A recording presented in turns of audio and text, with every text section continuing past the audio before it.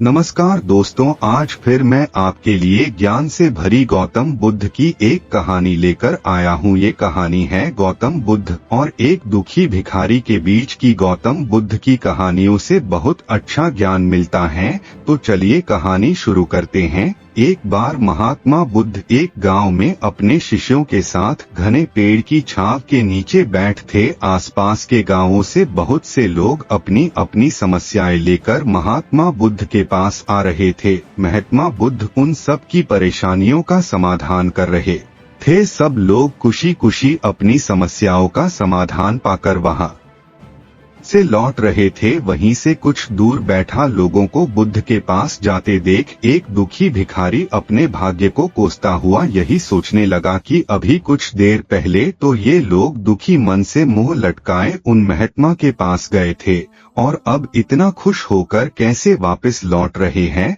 आखिर माजरा क्या है, जरा मैं भी जाकर देखूं कि वो महात्मा ऐसा कौन सा खजाना बांट रहा है। इन लोगों को वे इतने प्रसन्न हुए कि उनके चेहरे लाल हो गए। जब वो दुखी भिखारी कुछ नजदीक गया तो उसने देखा कि ये महात्मा तो लोगों को प्रवचन देकर लोगों के दुख का निवारण कर रहे हैं।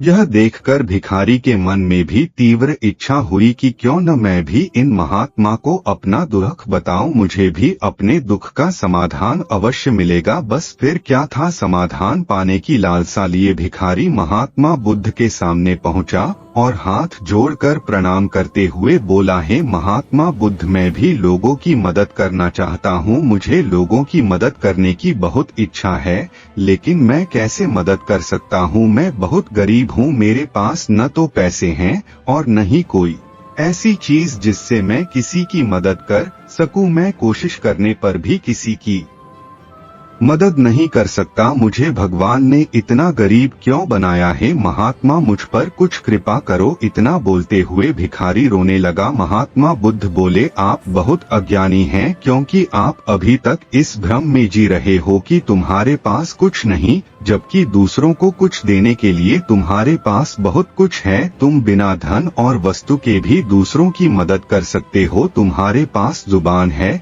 जिससे तुम मीठे शब्द बोलकर किसी के दुखी चेहरे पर मुस्कान ला सकते हो। इन्हीं शब्दों की ताकत से तुम किसी के भी टूटते हौसलों को फिर से मजबूत कर सकते हो। इन शब्दों की शक्ति से आप किसी के भी मन में सकारात्मक विचारधारा के बीज बो सकते हैं और उसे गलत रास्ते पर जाने से रोक सकते हैं। तुम दोनों हाथों से किसी भी कमजोर या लाचार व्यक्ति की सहायता कर सकते हो। आप दो आंखें से किसी अंधे को रास्ता दिखा सकते हो और तुम किसी के लिए दुआ कर सकते हो, या हो सकता है कि उनके बिगड़े काम फिर से हो जाएं। आप किसी के अच्छे स्वास्थ्य की कामना कर सकते हो, लेकिन अज्ञानतावश तुम अब तक इस बात को समझ नहीं पाए और इस भ्रम में अब तक जीते रहे कि तुम्हारे पास मदद करने के लिए कुछ नहीं। किसी की मदद करने के लिए धन और वस्तु का होना अनिवार्य नहीं है। बिना धन और वस्तु के भी हम कई प्रकार से लोगों की मदद कर सकते हैं।